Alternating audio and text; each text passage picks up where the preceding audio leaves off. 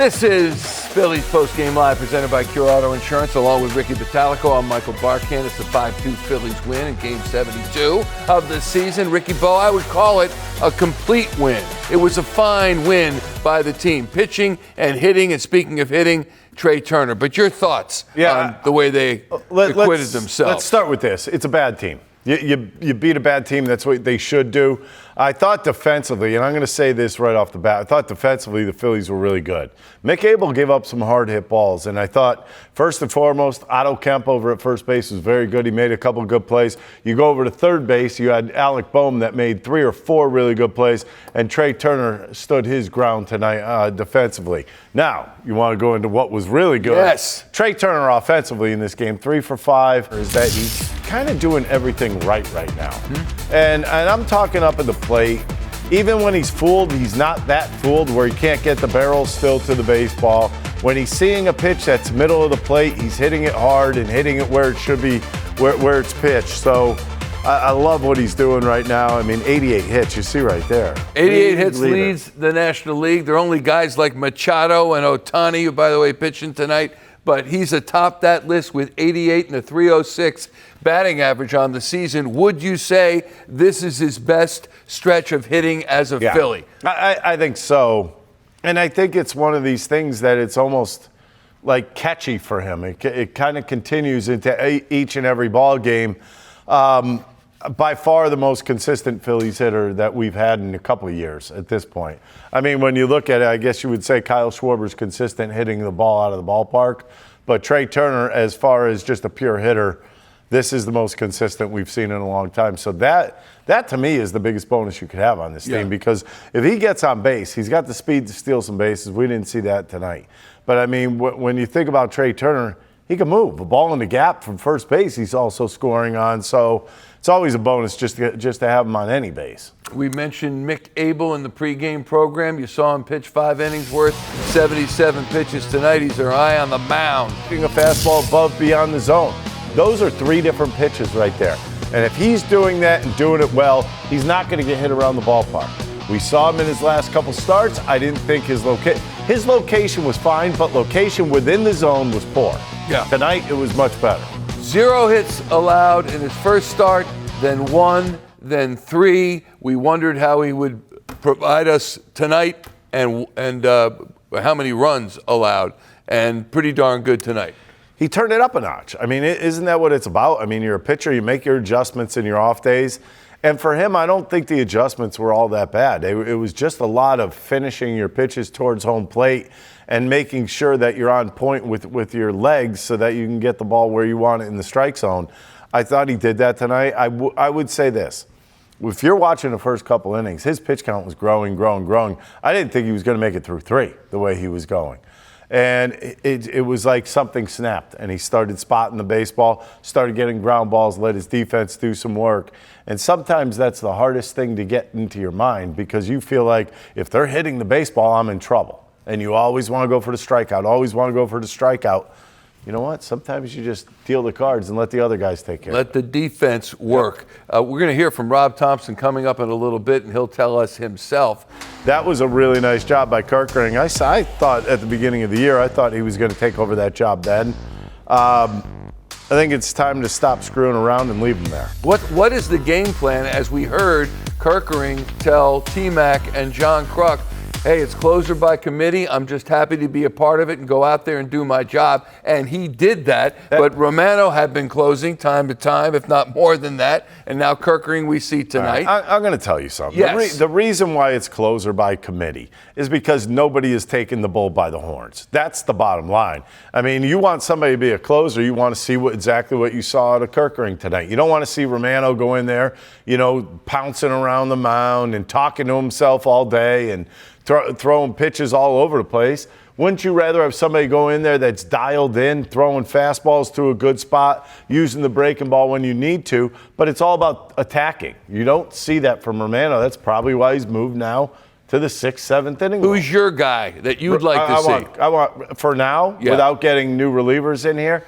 Kirkering. Yeah. Do you think that that's the future. I think he's got the mentality for it. I really do. He reminds me a little bit of myself in the sense that you could see that bulldog type mentality in him, and I'm not going to give this away mentality. We could see that head banging on the dugout mentality. You know what? He's got to do. Sean Kane's our producer. James Convey is our editor. Maybe we can get that again. We got to show Ricky Bo. We don't need to show. Yes, because that's the type of closer they would banging his head against the dugout. For what Upset is he doing? with. Well, yeah, okay. That's patented. You got to pay me for that. Patented for what? Okay. Well, you know what? I got a couple bucks right here somewhere. We'll 10, take a break. I mean, good for him. Good for. I mean, this lineup. 7 guys in the lineup had hits today. 2 of them were multiple hits. Trea Turner with 3. You see Alec Boehm, a couple RBIs, a double and two hits. This backs up a game in which yesterday there were 6 guys with multi-hit games. That to me is. Everybody feels pretty good in this clubhouse right now. This is what you get. You get a confidence buildup. When you start hitting as a team, the confidence goes up, and then when a couple guys fall off, all those other guys are still flying high. Yeah, but I'm also looking at Stott, Marchand, and Marsh, the bottom of the lineup. We talked about that. No. They each got a hit apiece, scored runs. Yeah, but you're not getting a lot of thunder from down there. Right. Let's face it. You're just not getting. Each had an extra base hit too. Well, you're not getting thunder. You're not getting a lot of run production from down there. But as long as they're getting on base, that's all you could do. As long as you get to flip over the lineup. Because what do you really want? Who do you want to see up? You want to see Turner, Schwarber, Boehm. You want to see these guys continue to get at bats. How do you do that? Well, the bottom of the order's got to come through. Yeah, in home runs, I don't care if you hit 120, as long as you're hitting home runs, because that's run production. That's something you can't take away. You think back a couple years, Schwarber was hitting 160 and hitting all those home runs. We didn't care what his batting average was. What we cared about was the run production that he added to this ball club. I think right now Kepler's just one of those guys where you try to say, is he going to get there? Is he not going to get there? Is he just streaky? Is he having a good streak right now and then things are going to fall apart? We don't know. Yeah. Because last year he did not have a good year. I understand he was injured last year. But, I mean, he's also not a spring chicken in this game either. So, to me, it's just one of those things where you just got to cross your fingers. Hopefully he stays healthy, and hopefully he keeps hitting like he is right now. What did you make of the outfield switch up with Kepler moving to right field and Rojas playing center field and Marsh going to left field? That's absolutely nothing. That means absolutely nothing to me. All that was a situation in which they take Castellanos out of the game, maybe a little bit better defensively in that situation. But I want you to think about something. How many mistakes do you see Castellanos actually make? No, right field? Exactly right. That's why I don't know. He's been a solid right fielder. Maybe he won't get to a ball every once in a while down the line. Rarely. But besides that, that's the only negative that you could try to pull out. Throws to the right base after he catches the ball. He gets to a lot of balls. He's usually pretty good coming in on the ball, which is something, especially at Citizens Bank Park, you need to be, because if it goes behind you, it's going off of that chain link fence anyways. All right. Standings, National League East. There the Mets now just 2 games ahead of the Phillies. The Mets idle tonight, and the Phils 2 games back at 43 and 79 after playing 72 games of this 2025 season. Man, it's pretty. Well, Phillies will be in first place next week, so I mean, it's just one of those things where it's just a waiting game for the Mets. They lost Kodai Senga, which I think is huge for them, and I think this is where the Phillies will slither their way in. Interesting. Like a cobra. Yeah, like a cobra, slithered right in there. You got this many guys, and I know they're playing the Marlins. I get it. Mets coming in this weekend before they go to Houston. But you got a lineup that's producing in the manner they are. Come on. Well, I mean, right now they are. I'm talking more about like you said, turning over the lineup. Well, turning over the lineup is huge, and you need that every single time from the bottom of the order, whether it be getting on by walks somehow, some way. The contributions from the bottom of the order will always be big to me. Because that's it, and I'm not just saying just because. You don't expect them to run produce. They're not going to get the RBIs, not going to get a lot of home runs down there, but what you need them to do is get on base so the other guys can produce some runs. And you got guys like Rojas that could run down there. Marsh could run a little bit, and he could hit a little bit. I mean, it's one of those things where you just need a little more from those guys to get to the bigger guys in the lineup. Yeah, Marsh batting 256, Rojas 174, and Bryson Stott at 236 right now. Not very pretty. No, it's not. Stott's concerning. And it looks as though he may have hurt his elbow again tonight. That's even more concerning. Perhaps Rob Thomson will enlighten us on that. Here he is post-game in Miami. That long for that his first major league save? I was shocked, to tell you the truth. Alyssa told me about it after the game, and yeah, but that's great. It really is. He pitched great tonight. What did you like about him in the ninth there?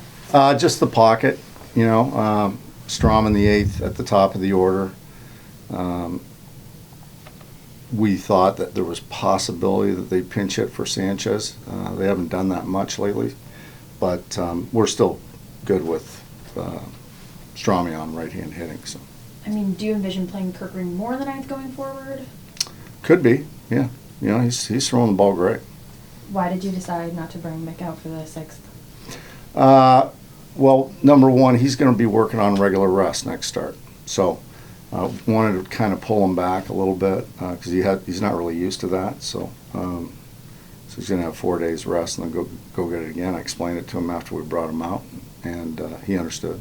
What did you just think of the composure he showed overall? Great. I mean, again, second inning, he got into some trouble and worked out of it, and then right back out in the third, fourth, and fifth, he gave us 3 good innings. So he's growing.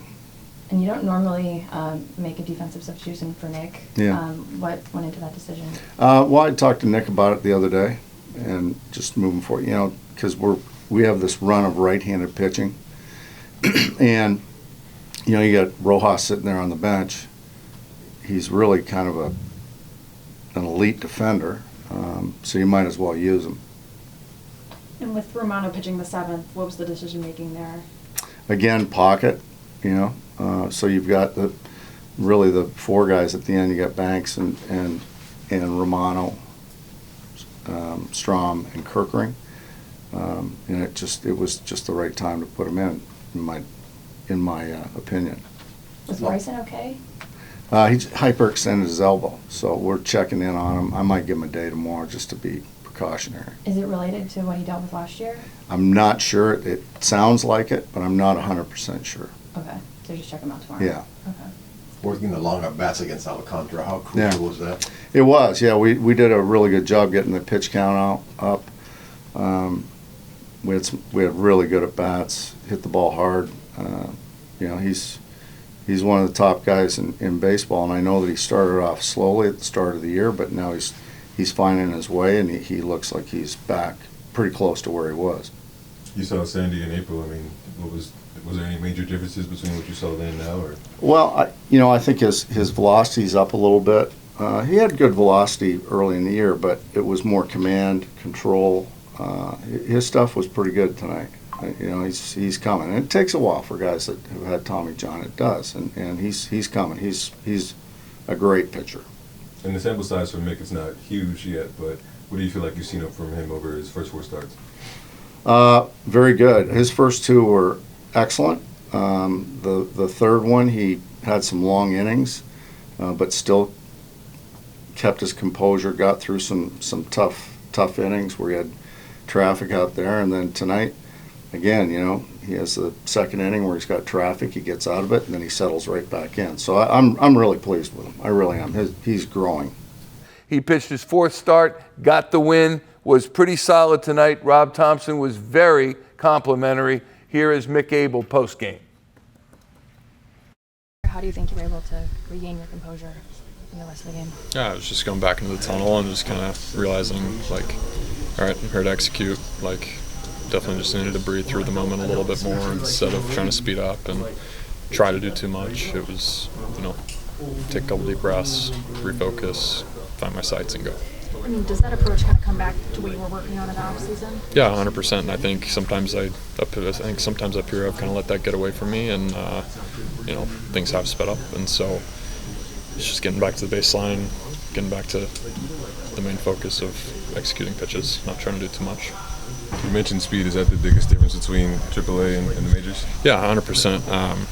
The first game I sat in the dugout for up here, I was like, wow, it's actually moving a lot quicker than I thought. And I think, going through it a handful of times now, it's definitely helped me kind of understand, breathing and really kind of refocusing in between pitches is a really important part of the game, especially for me. So, yeah, just kind of getting back to that. You've obviously grown a lot in the last year. I mean, do you think 2024 Mick can get out of a situation like that? I don't know. I think probably. Who knows? I don't really know. Game definitely would have sped up a little more, but yeah.